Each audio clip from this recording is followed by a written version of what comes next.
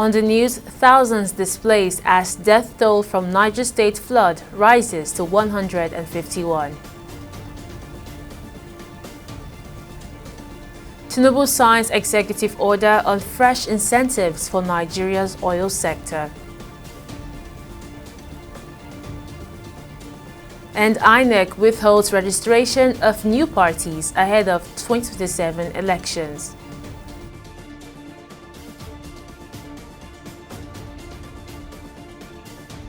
We're glad to have you join News Now on TV 360 Nigeria. I am Joy Uchejen. Now, the death toll from the flooding in Mokwa local government area, Niger State, has risen to 151 following hours of torrential rainfall in 3 communities on Wednesday through Thursday. Providing the update, the spokesperson for the Niger State Emergency Management Agency, Ibrahim Hussaini, says 11 people sustained injuries while 3,018 have been displaced. According to the NEMA official, bodies were swept into the river and carried downstream, complicating efforts to compile a death toll, which is expected to rise further. More than 250 homes and 2 bridges have been destroyed. In an overnight statement, President Bola Tinubu has directed the National Emergency Management Agency (NEMA) and security agencies to intensify rescue and relief operations in the affected communities. He assured that all those impacted by the incident would receive support from the Nigerian government. And Niger State has been prone to flooding in recent times. In April, water released from one of the electricity dams destroyed more than 5,000 farms in 30 communities, including Mokwa. Environmentalists in the country describe the flash flood as a consequence of climate change compounded by the poor state of water infrastructure, such as dams in the affected states. He also linked the severity of the disaster to overcrowded and blocked drainage systems, stressing the urgent need for government intervention to address these underlying issues. There are 2 main reasons I can ascribe it to. The first one is that the climate change has actually increased temperatures generally.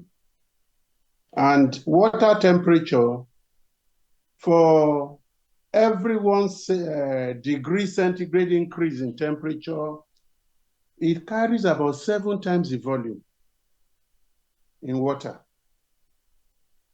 So what has happened is that what would have been a normal flow becomes a flood. What would have been a flood becomes a torrent.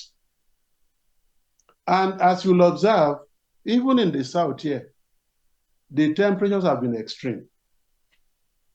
And it affects the water temperature too. So what it does is that it carries a lot of water up north. That is why you have been having a lot of heavy rainfall, a lot of flooding taking place in most parts of the north. So it is a direct derivative of climate change. The second thing is that I want to use the word the water infrastructure. The water courses they build, the levees they build, the dams they build are not properly built. So when they encounter this massive surge, they cannot stand. They allow dam in Maiduguri. There is also speculation that there's a dam in Mokwa there that caved in when the heavy floods came. If these things had been well built, they will be able to withstand the sudden flood. But being weak by themselves, they did not stand a chance. When the infrastructure were being put in place, either the dams, either the water channels, that is, the walls, they were poorly constructed. But because we have not faced a situation like this before, the structures pretended to cope. But now that we are facing an unusual situation, an unusual runoff, an unusual volume, It washes away all those fake channels, fake walls, levees, and co that were built.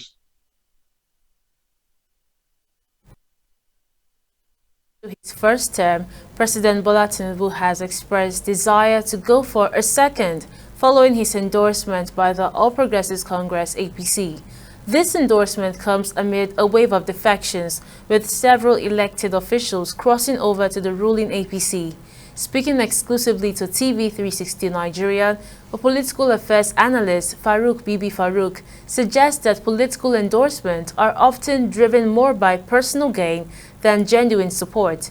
According to him, this dynamic has encouraged political actors to align with the president in hopes of staying in power.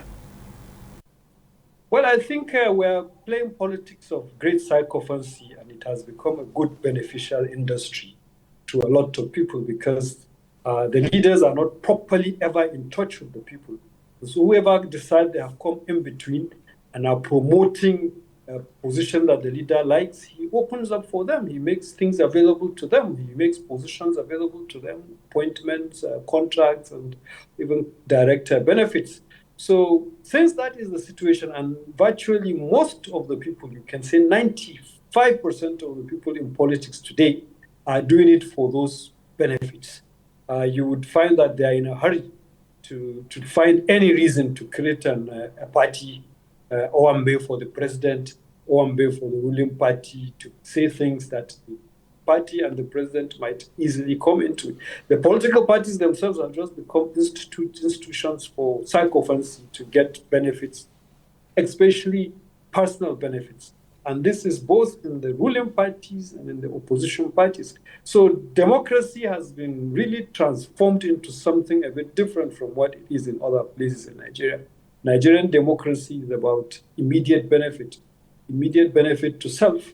There is no conditional issues of nationalism, of attaining development, of getting stability, of making sure that there is freedom and liberties.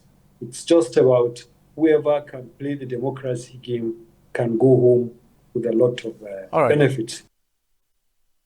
And as part of efforts towards transforming healthcare access in Lagos, the State Health Management Agency, LASHMA, in collaboration with the Lagos State Residence Registration Agency, has launched and deployed biometric cards readers for the Ilera-Eko Social Health Plan. The unveiling took place on Friday at the General Hospital, Odon, Lagos, and the renowned private facility, St. Nicholas Hospital, symbolizing the inclusiveness of the Ilera-Eko provider network. TV360's Timisola Adigun completes the report. The biometric card readers are integrated with the LASRA database and designed to authenticate enrollees using their LASRA identities, thereby enhancing enrollee verification, eliminating impersonation, and streamlining access to health services. Speaking at the launch, the Permanent Secretary of LASHMA, Emmanuela Zamba, described the initiative as a landmark moment in the state's pursuit of universal health coverage. Social health insurance is actually for the masses. It is the one that concentrates on the people that are largely uncovered, who are in the informal sector, or those that are not that economically empowered, including those that are vulnerable.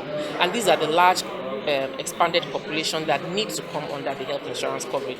Social health insurance is inclusive, and of course what we are supposed to be doing, as each and every one of us have an agency in our state, is to ensure that we concentrate on those people that are uncovered and we bring them into the pool. Also speaking at the private facility launch site, the clinical director of St. Nicholas Hospital praised the initiative and affirmed the hospital's unwavering support for the program.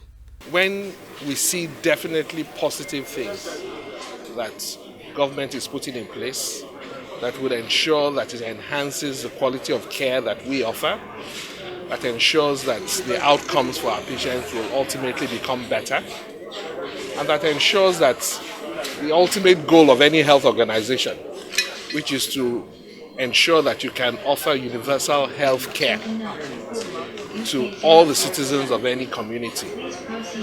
This is definitely a program that we have identified that will ensure that that goal is achieved. the accessing care, and then the protocol in accessing care. It will cut down a lot of steps. It will cut down a lot of issues.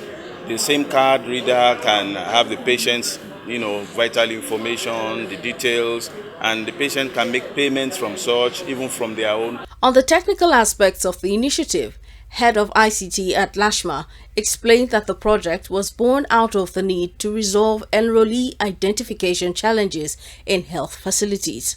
We have a situation where some of our enrollees do not have a valid identity card. So the Identity Management Agency in Lagos, we partner with them so that we get identity from them in terms of people wanted to use healthcare services. One, for us to reduce cost of having to provide ID card for enrollees, knowing fully well that LASTRA provide ID card for all residents of Lagos, and health insurance is also for all residents of Lagos. The Lagos State government describes the Ilera Eco biometric card reader as a testament to its efforts to leverage digital solutions in enhancing healthcare equity to ensure every resident enjoys dignified, timely, and traceable access to healthcare services. Simisola Adigun, TV 360 Lagos. And in a strategic move to enhance the creative and tourism landscape of Lagos State, the government has commenced the registration and regulation of beach and landmark operators across the state. This was revealed by the Lagos State Commissioner for Tourism, Arts and Culture, Toke Benson Awonyika, during the 2025 Ministerial Press Briefing held to mark the second anniversary of Governor Babajide Sanwo-Olu's second term in office. Highlighting the ministry's key accomplishments, Benson Awonyika also announced the restoration of 30 heritage monuments, with 11 of these projects already completed. The ministry further went into regulation and registration of beaches and landmark tourism establishments. In a bid to enhance safety, environmental sustainability, and service standards across the state waterfronts, the Ministry of Tourism, Arts and Culture, in collaboration with the Ministry of Justice, is currently working on a regulation and formal registration of beach operators in Lagos State. This initiative includes ongoing engagements with community leaders, environmental experts, beach operators, who are focused on improving safety protocols, environmental management, and enhancing overall visitor experience across Lagos beaches. As part of efforts to reclaim and revitalize strategic coastal tourism assets, the ministry has successfully recovered key sites such as the Toko Island in Badagry, Elashe Beach Resort, Eco Tourist Beach Resort, and Akodo Beach, all of which are now being repositioned for sustainable tourism development and private sector investment. These efforts form part of the state's broader vision to transform Lagos into a world-class beach tourism destination with safe, clean, and well-managed coastal attractions for both local and international visitors. And still in Lagos, the state government appointed 24 directors on grade level 17 as permanent secretaries between May 2019 and April 2025 under Governor Babajide Sanwo-Olu's administration. The head of service in Lagos, Bode Agoro, during the 2025 ministerial press briefing, where he said the appointments followed a rigorous screening exercise conducted in 2022 and 2024. Agoro also disclosed that 1,785 newly recruited officers across various cadres have been integrated into the state's Oracle database and deployed to ministries and departments alongside 16 political appointees. Under review, a total of 1,785 newly recruited officers in various cadres were uploaded into the Oracle database and thereafter deployed to relevant ministries, departments, and agencies, while 16 political appointees were also uploaded into the database. During the same period under review, a total of 778 newly recruited admin and human resources officers undertook familiarization tour to core establishment ministries to enhance their skills and to acquaint themselves with the rudiments of public service, with particular reference to the cadre. Appointment of new permanent secretaries. During the period under review, it will interest you to note that our amiable Mr. Governor approved the appointment of 24 directors, grade level 17, into the enviable position of permanent secretaries and tutor generals in the public service. These accounting officers were drawn from a crop of seasoned, proficient, and competent senior management officers who were successful in the year 2022 and 2024 screening exercise for the appointment into such positions. A total of 99 service-wide circulars on policy guidelines and other state activities were issued during the period under review. We issued another one after going to press, so it's 100. And the Independent National Electoral Commission, INEC, says it is holding on to the application of 104 groups and associations seeking to be registered as political parties. According to reports, the 104 applications were filed after the 2023 elections to enable more groups take part in future electoral activities as political parties. In its reaction, INEC said despite receiving not less than 104 applications for new political parties from organizations and groups, it has not concluded their verification to determine if they were qualified to be registered or not. It's now time for a short break. Still to come on News Now. Guatemala jails ex-paramilitaries for 40 years over rapes during the Civil War. Stay with us for details.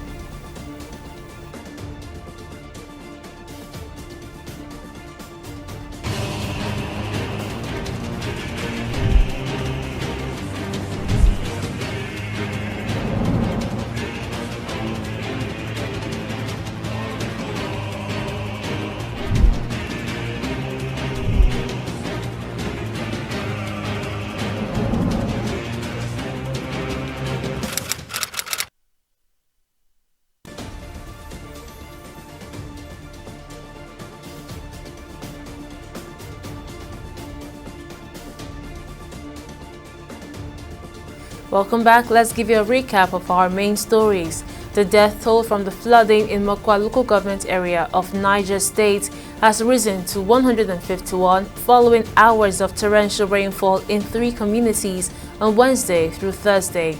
Now providing the update, the spokesperson for the Niger State Emergency Management Agency, Ibrahim Hussaini, says 11 people sustained injuries while 3,018 have been displaced. More than 250 homes and 2 bridges have also been destroyed. We also told you that the Independent National Electoral Commission, INEC, says it is holding on to the application of 104 groups and associations seeking to be registered as political parties. According to reports, the 104 applications were filed after the 2023 elections to enable more groups take part in future electoral activities as political parties. In case you missed any of our news bulletins or for more updates, you can catch us on Limix World TV and ABO TV or log on to our website on www.tv360nigeria.com. You can also follow us on our social media platforms on Twitter, Instagram and YouTube at TV360 Nigeria, or download our mobile app on Google Play Store, Huawei App Gallery and Apple Store. On Facebook, we're at TV360 Online.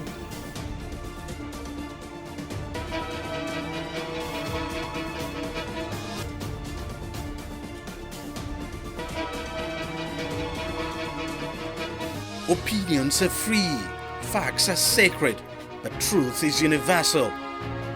How, in practical terms, can we, for instance, de-escalate the tension? When you go into public office, you must be ready to answer to the people. We know where the enemy is. 3 places, the Lake Chad Basin, the border area between Nigeria and Cameroon, and then the Sambisa Forest. On Digi 360, we give you a complete dose of everything. Opinion, facts and undiluted truth. I hardly believe what politicians say in this part of the world. A new Nigeria is possible, a future is possible. We delve into the issues, dissect it so that you can understand it, use it to take action. I don't think there's any need for any governor to look for grant for ranching. Digi 360, dissecting the issues.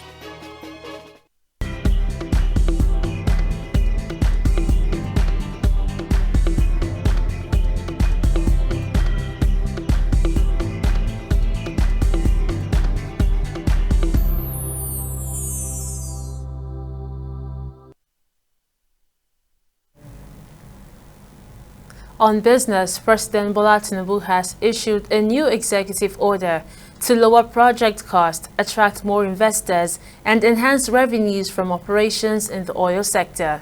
The document, which was made public by the Office of the Special Advisor to the President on Energy, Oluverhagen, says the move is to further strengthen Nigeria's global competitiveness and attract greater investment into the sector.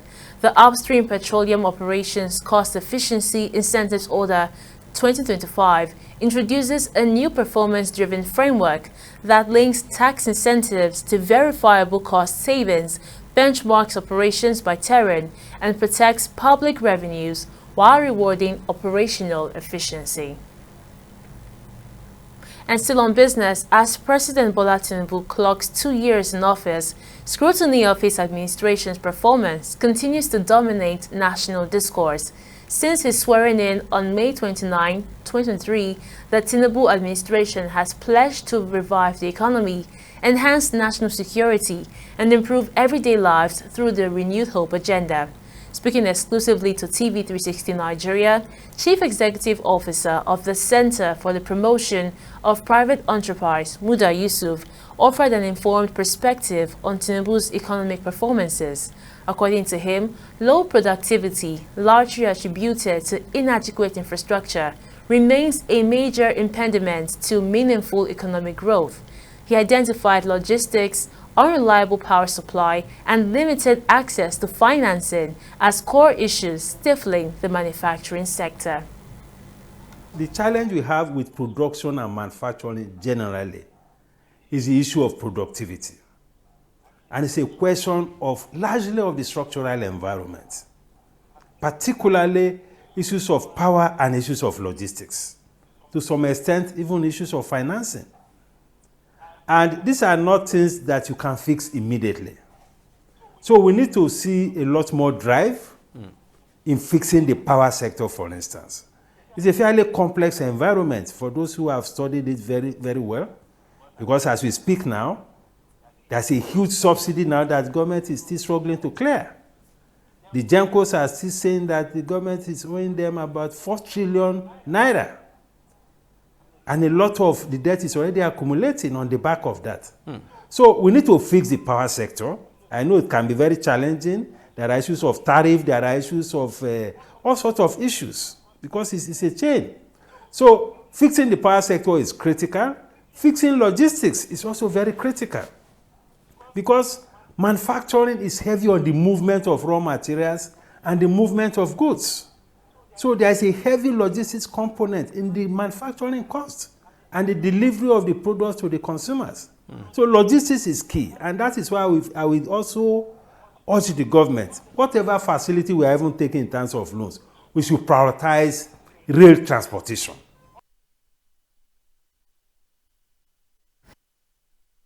Top court in Guatemala has sentenced 3 former paramilitaries to 40 years each in prison after they were found guilty of raping 6 indigenous women between 1981 and 1983, one of the bloodiest periods of the Central American nation's civil war.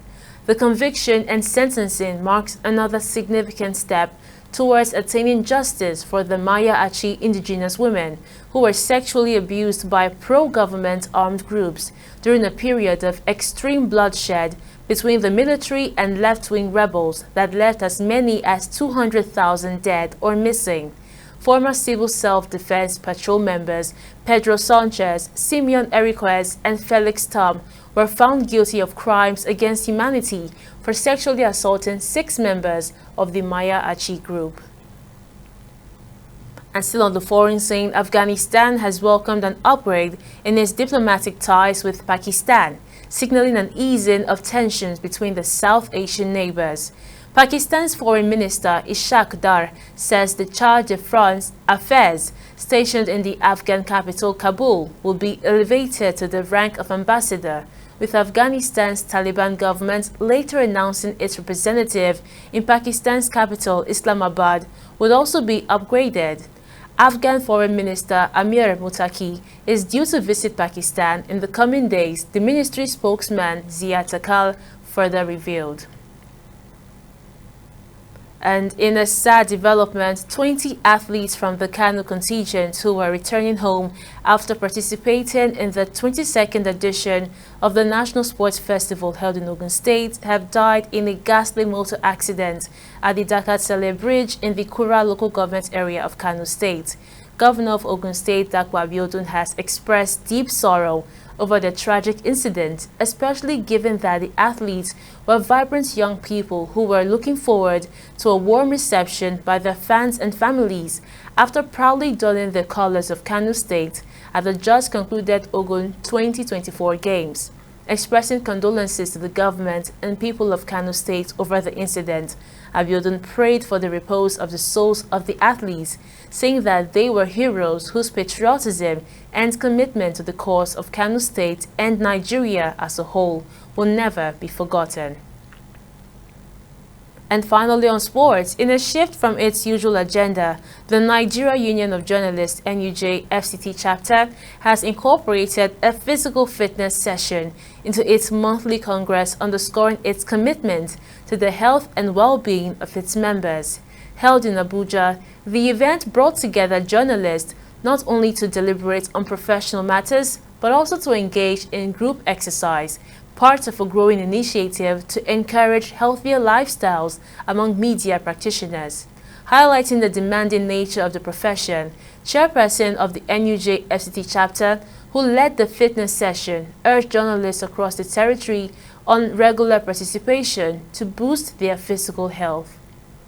We are breaking new ground. That was what my administration, came on board with, and this is the first of its kind. For you to run around, to file your story, to cover, to video, to also use your photo camera to capture people, you must be fit. And so what we are doing here is to ensure that our members are fit. Yes, we are pursuing health insurance for our members, but first we need to start with, let's know those who are fit, let's know those who are capable, those who can go to the field and know where the problem is coming from. Most of us have joint pains because we've not been doing this. You just go for field work, you're seated, or you're just writing, or you're just doing one thing. But that time to go out to be fit, even if you can't come to the council, please let's find it as a routine thing to do within our house. This initiative was not just conceived, but it's being realized today, and I'm indeed very glad to be part of it. And I also think that she should take it to the NEC whenever they have the NEC, so that every chapter of NUJ across the country should adopt it so that they will be fit. It's not enough to stay behind the camera, behind the screen all the time without getting fit. Health is wealth. Let us keep fit and be healthy. A number of us are not fit.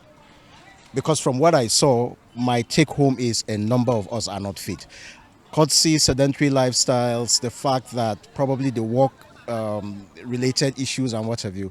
Hence, my clarion call is that the council should endeavor to see that we do more of this, because, if you're fit, most of these other underlying problems will become a thing of the past. And that wraps up our bulletin on News Now. Many thanks for joining us. I am Joy Uchejem. See you next time.